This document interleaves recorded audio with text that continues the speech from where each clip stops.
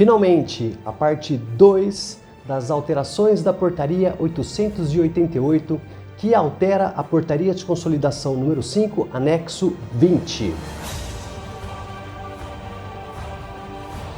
Mas nem tudo são flores na Ilha das Flores.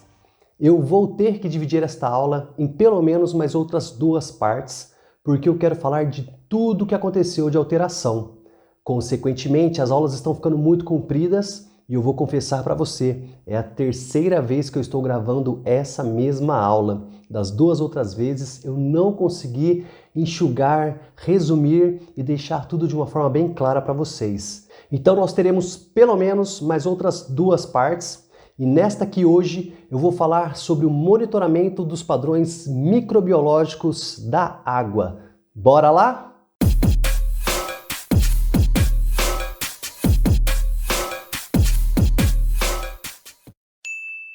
E aí galerinha, tudo bem? Sou eu, professor Fábio, com vocês hoje para falarmos então sobre o monitoramento dos padrões bacteriológicos ou microbiológicos da água. Antes de começar, quero pedir gentilmente para você, se possível, se inscrever no canal, dar uma curtida neste vídeo, compartilhar, comentar, pois isso me incentiva a fazer sempre mais conteúdos ambientais para você. Também estou experimentando um novo sistema de iluminação, um novo sistema de som, fiz uns investimentos aí na qualidade da gravação e se ficar muito estranho, para melhor ou para pior, e você quiser também comentar, agradeço o seu feedback. E antes de começar a aula também, quero pedir desculpas antecipadamente, pois pode ser que eu cometa algum erro na interpretação de algum parâmetro. O monitoramento dos parâmetros nunca foi o meu ponto forte, eu nunca trabalhei especificamente com isso. Então se eu cometer algum equívoco, se eu me precipitar, se eu interpretar algum parâmetro de forma errada, deixa aí no comentário para eu pedir desculpas e melhorar a qualidade para os próximos vídeos. Aí professor, mas se a aula vai ser tão longa assim, começa logo esse negócio aí, pô. Sim, é verdade. Então vamos começar falando do monitoramento dos padrões microbiológicos da água. Nesta aula nós vamos falar sobre coliformes totais, Escherichia coli e também turbidez. Mas professor, turbidez não é o parâmetro físico da água? Como assim eu vou relacionar com uma propriedade microbiológica? Explica aí. Nesse caso, a turbidez está relacionada com monitoramento microbiológico também, e logo eu explico por quê. O monitoramento de cianobactérias vai ficar para uma próxima aula e também o monitoramento dos parâmetros físico-químicos, ok? Então, bora lá começar. Queria começar essa aula então fazendo uma breve introdução sobre a necessidade do monitoramento da água. A água contém naturalmente dezenas de micro-organismos patogênicos e alguns podem estar em maior quantidade dependendo da contaminação do corpo aquático. De qualquer forma também, alguns micro-organismos são de muito difícil remoção ou inativação pelos processos de desinfecção que nós temos. E nós podemos citar aqui os cistos de Giardia e os oocistos de Cryptosporidium. A partir de agora, sempre que eu falar oocisto, entende que eu estou falando dos cistos de Giardia e dos oocistos de Cryptosporidium. Mas para dar uma encurtada, eu vou chamar tudo de oocisto, mas são diferentes, tá bom? Cistos para Giardia e oocistos para Cryptosporidium. Os oocistos são de muito difícil remoção e também de inativação pelos processos de desinfecção que nós temos. Os processos conseguem desinfetar, conseguem eliminar esses oocistos, mas eles são muito resistentes. Os oocistos também, para piorar um pouco nossa vida, pequenas quantidades deles são altamente infectantes. Então se você se contaminar com pequenas quantidades desses micro-organismos, você com certeza vai ter a proliferação deles dentro do seu corpo. Eles também são muito resistentes no ambiente. Essa forma encapsulada deles também consegue ficar por longos períodos no ambiente até encontrar as condições necessárias para voltar a se reproduzir. E os ensaios laboratoriais para oocistos também são às vezes muito complexos, exigem muito material humano, analítico, tem uma certa margem para erros também. Pequenas concentrações às vezes são muito difíceis de serem identificadas, embora possam fazer mal para as pessoas. E os ensaios são demorados. Pelo menos aí 5 a 7 dias para oocistos. Então nós às vezes precisamos fazer algum tipo de intervenção mais rápida, mais direta. Precisamos de resultados num espaço de tempo menor para podermos tomar as devidas correções. Em compensação, como os cistos e oocistos são muito resistentes, caso eu os tenha em baixíssimas concentrações ou em concentrações inexistentes ou em formas inativadas, eu posso ter certeza que os outros organismos menos resistentes já foram eliminados ou inativados pelos processos que eu tenho. Então o Cryptosporidium é a nossa base, nosso limite, onde nós precisamos ter certeza que eles estão inativados ou não estão presentes, para que eu tenha uma certeza muito absoluta, com uma margem de segurança muito grande, que os outros micro-organismos menos resistentes já foram eliminados do meu sistema. E é por isso, então, que nós precisamos dos indicadores microbiológicos, no caso, coliformes totais, Escherichia coli e também os parâmetros de turbidez. Se eu manter esses 3 parâmetros bem controlados, a probabilidade de haver cistos e oocistos na minha amostra é muito pequena, dentro de uma margem de segurança que me permite fornecer essa água para os consumidores. E esses parâmetros de monitoramento são muito mais rápidos, muito mais simples e muito eficazes nas tecnologias que nós já temos hoje em dia. Diferente do que era 15, 20 anos atrás, hoje nós temos uma margem de segurança muito grande para trabalhar com esses indicadores de qualidade da água. Dessa forma, então, se um indicador começar a apresentar problema, eu vou aumentando o meu nível de desconfiança, aumentando o meu nível de alerta, até chegar num ponto que o meu monitoramento passa a ser realizado de uma forma muito mais intensiva, muito mais cara, muito mais demorada e, claro, com uma margem de confiabilidade extremamente alta. Mas tudo isso, então, é um processo cônico, é um processo que vai se afunilando. A gente começa com uma margem de segurança razoável para acabar numa margem de segurança muito alta. Porém, os custos também vão aumentando e, consequentemente, também o tempo desses ensaios. A antiga Portaria 2914, que depois virou o anexo 20 da Portaria de Consolidação número 5, recomendava que, para a gente garantir a qualidade da água, deveríamos fazer o monitoramento de coliformes totais, coliformes fecais, Escherichia coli no caso, associado ao monitoramento de bactérias heterotróficas e vírus entéricos. Mas tivemos muitos problemas na metodologia aplicada e na eficiência dos resultados analíticos. Para bactérias heterotróficas, por exemplo, era muito difícil assumir um VMP que fosse amplamente aceito pelas categorias científicas que discutem a qualidade da água. Para vírus entéricos também, isso era um problema porque a detecção deles é muito difícil, exige práticas analíticas bem complexas e também a equivalência de inativação deles e dos protozoários é muito diferente. Um log de inativação de Giardia, por exemplo, equivale a cerca de 15 logs de inativação para vírus entéricos. E caso você esteja confuso com essas palavras de log, dá uma olhadinha nessa aula que eu vou deixar aqui no cantinho, ok? Ou seja, então, eu poderia eliminar totalmente os vírus entéricos da minha amostra de água e ainda assim poderia haver a presença de cistos e oocistos na amostra que eu estou analisando. Por isso, não é o melhor padrão indicador para comparar esses dois micro-organismos. Então, a Portaria 888, que altera o texto do anexo 20 da Portaria de Consolidação número 5... Inclusive, é sempre bom lembrar aqui, tá? A Portaria de Consolidação número 5, anexo 20, não foi revogada pela Portaria 888, ok? A Portaria 888 alterou o texto do anexo 20, mas o anexo 20 continua valendo, mas com um texto novo, tá joia? Sempre que você for se referir a parâmetros de potabilidade da água, o mais correto é fazer isso da seguinte forma. De acordo com a Portaria de Consolidação número 5, anexo 20, alterado pela Portaria 888 de 4 de maio de 2021, tais e tais parâmetros funcionam, são calculados, tal. Joia?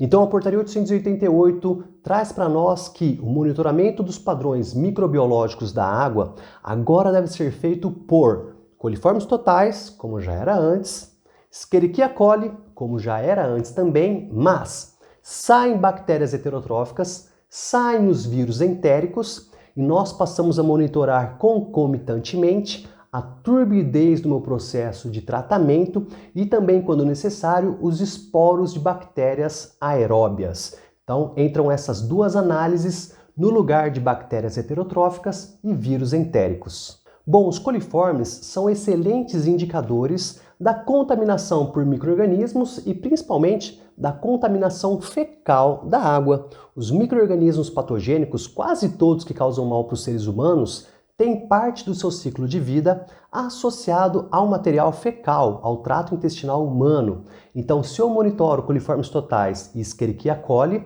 eu estou monitorando a presença de patógenos. Mas coliformes totais e Escherichia coli são facilmente removidos pelos processos de desinfecção, principalmente os processos de cloração, que são os mais utilizados.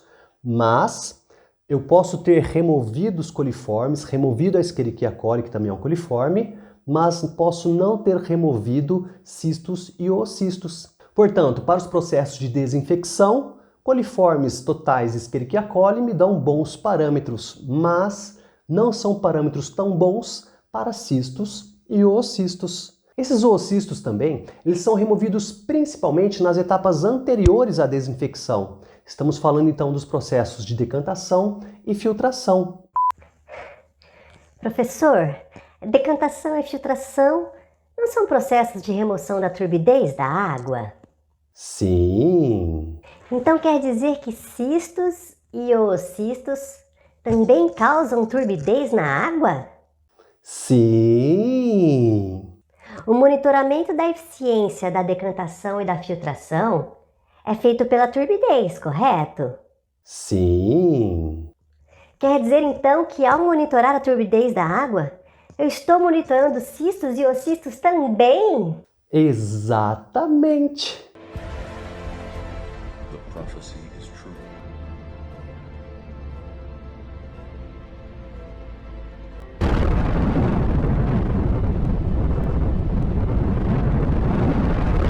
É por isso, então, que nós associamos o monitoramento da turbidez com um parâmetro microbiológico. Mantendo a turbidez a níveis baixos e confiáveis, eu estarei mantendo também esses cistos e oocistos em quantidades muito baixas que não vão sair da margem de segurança da água que vai para o consumidor.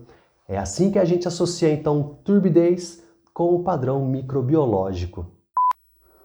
Mas professor, onde que esporo de bactéria aeróbia entra nessa história aí? A turbidez é meu parâmetro de referência, porém não é a única. Lembra que eu comentei que o monitoramento de cistos e oocistos demora 5, 7 dias, é difícil, é complexo, é demorado? Não podemos dizer o mesmo para os esporos de bactérias aeróbias. O processo de esporulação ele é muito característico do gênero Bacillus e ele é o principal representante do grupo de bactérias aeróbias. Os esporos, por sua vez, eles estarão presentes em enormes quantidades e em todas as etapas do tratamento da água. Eles são muito parecidos com os cistos e oocistos. Ambos têm tamanhos muito pequenos, no caso os esporos são menores ainda. Ambos têm características muito semelhantes de potencial zeta. Ambos têm características muito parecidas com hidrofobicidade. Também com o transporte, ciclo de vida, com os processos onde são removidos dentro da estação de tratamento. E os esporos de bactérias são muito mais resistentes aos processos de desinfecção. Então, olha o raciocínio. Se eu manter a turbidez muito baixa, os esporos de bactérias também estarão presentes numa quantidade muito baixa. Se os esporos de bactérias, que são mais resistentes do que os oocistos, estão em quantidades muito baixas, os oocistos, então, estarão presentes numa quantidade praticamente inexistente ou praticamente impossível de ser detectada. Se essa quantidade é praticamente inexistente ou praticamente impossível de ser detectada, os outros micro-organismos que são menos resistentes já desapareceram da minha água potável há muito mais tempo. Nós temos diversos trabalhos nos últimos anos que comprovam essa relação entre esses dois parâmetros, turbidez e esporos de bactérias aeróbias. Inclusive eu vou deixar um desses trabalhos aí na descrição aqui desse vídeo.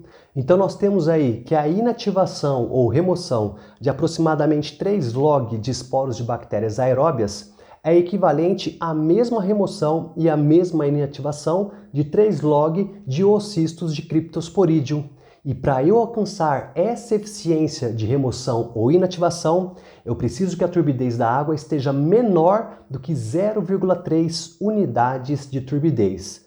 Guardem bem esse valor, porque ele vai aparecer em outras discussões daqui para frente. Agora que eu fiz esta breve introdução, que você entendeu a importância do monitoramento, do porquê que os esporos de bactérias aeróbias e a turbidez também estão presentes neste novo texto da Portaria 888, vamos ver o que a portaria exige de nós. O artigo 14 vai dizer para a gente que os sistemas de abastecimento de água ou as soluções alternativas coletivas devem realizar o monitoramento da água potável e também dos seus mananciais, conforme o plano de amostragem que vocês vão ter que elaborar. Inclusive, você não sabe muito bem como elaborar um plano de amostragem? Existem manuais muito bons do Ministério da Saúde. Eu vou deixar no link do vídeo também um desses manuais que fornecem diretrizes para a elaboração do plano de amostragem.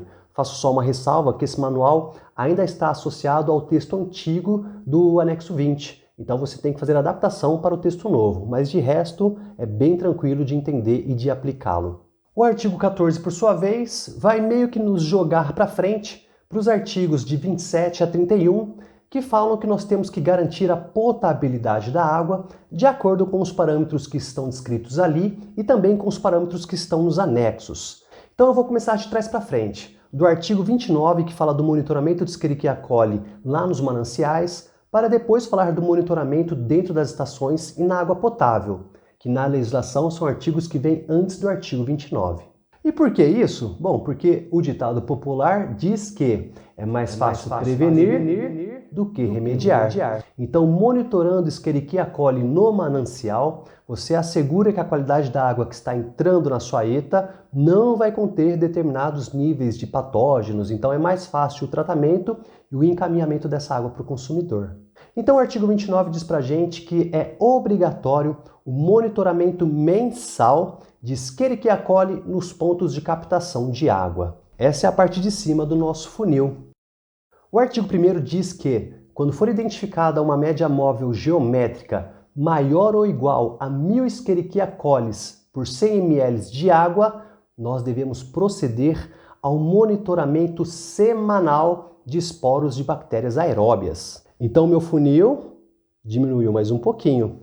Se a média geométrica móvel para Escherichia coli na captação mostrar que eu estou num valor acima de 1000 Escherichia colis por 100 ml de água, eu acendo um alerta de atenção. E agora eu passo a monitorar esporos de bactérias aeróbias através do monitoramento da eficiência da minha ETA. Funciona assim. Eu conto quantos esporos de bactérias aeróbias estão entrando na minha ETA e quantos esporos de bactérias aeróbias estão saindo do processo de filtração, se possível, do efluente de cada unidade filtrante. Se você tem 8 filtros, das suas 8 unidades filtrantes. Se não for possível monitorar o efluente de cada unidade filtrante, a legislação permite que você monitore na mistura dos efluentes depois dessas unidades aí. Então, semanalmente, eu faço essa contagem de esporos que entram, esporos que saem, esporos que entram e esporos que saem. Se após 4 semanas monitorando os esporos de bactérias aeróbias, eu fizer a média aritmética da eficiência de remoção e este valor for menor do que 2,5 log de remoção, ou 99,7, alerta vermelho. O meu funil agora ficou muito estreito. Eu devo proceder então ao monitoramento mensal de cistos de giardia e oocistos de Cryptosporidium na minha captação pelo período de 12 meses. Nesse caso também eu posso suspender o monitoramento de esporos de bactérias aeróbias. Eu troco um pelo outro porque eu entrei agora numa zona crítica onde eu preciso garantir que esses micro-organismos não estarão presentes ou estarão presentes em quantidades muito pequenas. Caso a sua ETA realize processo de pré-cloração ou pré-oxidação, aí no caso, sempre que você atingir aquela média de 1000 coliformes por 100 ml de água, você já procede diretamente para a investigação de cistos e oocistos. Porque a pré-oxidação, de certa forma, ela inativa os esporos de bactérias. Então você vai ter um resultado falso após o seu processo de filtração, pois esses esporos de bactérias já foram inativados previamente. Então, nesse caso, se essa é a situação da sua estação de tratamento, não vai ter que fazer o monitoramento de esporos de bactérias aeróbias. A partir da média de 1000 coliformes, pula direto para a investigação de cistos e oocistos. Vocês perceberam então como que é o fluxo deste funil? Nós investigamos os Escherichia colis, lembrando que Escherichia colis são coliformes que têm obrigatoriamente passagem pelo trato intestinal de animais de sangue quente. Então eles estão muito relacionados com contaminação fecal. Se você esqueceu de tudo isso, dá uma olhadinha nessa aula que eu explico um pouquinho melhor. Nós investigamos a Escherichia coli para ver o nível de contaminação por material fecal no meu manancial. Se esse nível de coliformes crescer muito, eu afunilo então, passo a monitorar esporos de bactérias aeróbias e sua remoção e inativação. E se isso ficar muito complexo, se a minha remoção for muito baixa, nesse caso então eu procedo à próxima etapa, que é o monitoramento de cistos e oocistos no meu ponto de captação. Uma eternidade depois... Depois de 1 ano monitorando os cistos de Cryptosporidium, algumas situações serão possíveis. A pior das situações, que eu vou chamar de situação número 1, é, caso após esse monitoramento de 12 meses, a média aritmética da concentração de oocistos de Cryptosporidium seja maior do que 1 oocisto por litro, você deve aumentar a eficiência do seu processo de filtração rápida. Nesse caso, então, a turbidez que está estabelecida lá no anexo 2 para filtros rápidos, ela vai diminuir. De 0,5 unidades de turbidez, vai cair para 0,3 unidades de turbidez em 95% das amostras ensaiadas. Aquelas 5% que podem sair do padrão não podem ter ainda uma turbidez maior do que 1 unidade de turbidez. Então, sua faixa de trabalho diminui de 0,5 para 0,3, com limite de 1 unidade de turbidez após os seus filtros rápidos. E caso os seus processos de filtração não alcancem esse índice de turbidez, então você deve usar um processo de desinfecção que remova igualmente ou inative igualmente a mesma quantidade de oocistos de Cryptosporidium, ou seja, você deve alcançar 3 log de inativação de oocistos de Cryptosporidium, ou pela filtração, e se isso não for possível, pelo seu processo de desinfecção. Situação 2. A média aritmética da concentração de oocistos é menor do que 1 oocisto por litro, mas a média geométrica móvel para Escherichia coli lá no seu ponto de captação continua maior do que 1000 Escherichia colis por 100 ml. Nesse caso, então, o seu manancial ainda está com certo nível de contaminação, mas a presença de cistos e oocistos já é algo que não aparece com tanta frequência. Então você deve proceder ao monitoramento semanal de esporos de bactérias aeróbias por mais 1 ano. Lembrando que os esporos de bactérias aeróbias são o seu gatilho para você proceder depois ao monitoramento de cistos e oocistos. Então veja, você passou 12 meses monitorando cistos e oocistos e agora você vai passar mais 12 meses monitorando esporos de bactérias aeróbias e caso a situação piore, você volta a avaliar cistos e oocistos. Terceira situação. A média aritmética de oocistos de Cryptosporidium foi inferior a 1 oocisto por litro e também a média geométrica móvel para Escherichia coli foi inferior a 1000 Escherichia colis por 100 ml de água. Então você respira fundo, relaxa, missão cumprida, você conseguiu garantir a qualidade da água, o seu manancial está voltando a ficar limpinho, o risco de oocistos é bem baixo agora. Não quer dizer que você vai ficar totalmente relaxado, mas já dá para ficar um pouquinho mais tranquilo nessa questão de monitoramento. Essa seria a melhor das 3 hipóteses. Caraca, professor, que doideira que é isso aí, meu! Que negócio complexo, cheio de porquês, cheio de sis, cheio de quandos. Tem nenhum jeito mais simples, não? Sim, felizmente existe uma saída mais simples e está lá no parágrafo 11. Se você conseguir comprovar que os seus filtros produzem água com uma turbidez inferior a 0,3 unidades de turbidez, você está dispensado de toda essa carambada de coisas que eu falei até agora sobre monitoramento de Escherichia coli.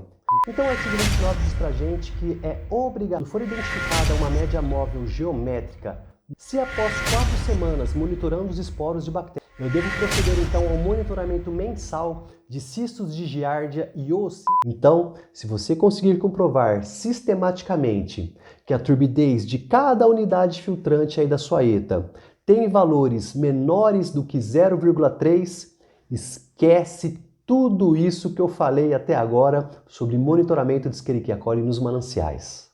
Ufa! Tudo isso que eu falei, é claro, é para mananciais superficiais, onde o risco de Cryptosporidium, Escherichia coli, a presença desses micro-organismos é bem grande. Para mananciais subterrâneos, onde isso é muito mais raro de acontecer, a legislação é super tranquila, então nem vou me dar o trabalho de ficar floreando aqui, eu vou simplesmente ler, ó. Artigo 31. Os sistemas ou soluções alternativas coletivas de abastecimento de água supridas por manancial subterrâneo com ausência de contaminação por Escherichia coli devem adicionar agente desinfetante conforme as disposições contidas no artigo 32. E o artigo 32 diz os níveis residuais de cloro que devem ser mantidos na rede de abastecimento. Parágrafo 1º. Quando o manancial subterrâneo apresentar contaminação por Escherichia coli, no controle do processo de desinfecção da água, por meio de cloração, cloraminação, da aplicação de dióxido de cloro ou de isocianoratos clorados, devem ser observados os tempos de contato e as concentrações residuais de desinfetante na saída do tanque de contato, em função, quando cabível, dos valores de pH e temperatura expressos nos anexos 6, 7 e 8 deste anexo. Então é isso. Se não tem Escherichia coli no seu manancial subterrâneo, segue lá o que está no artigo 32 e vai ser feliz. Mas se tiver Escherichia coli, siga também os anexos 6, 7 e 8 com relação ao tempo de contato e residual de desinfetante do seu produto químico com os micro-organismos presentes lá.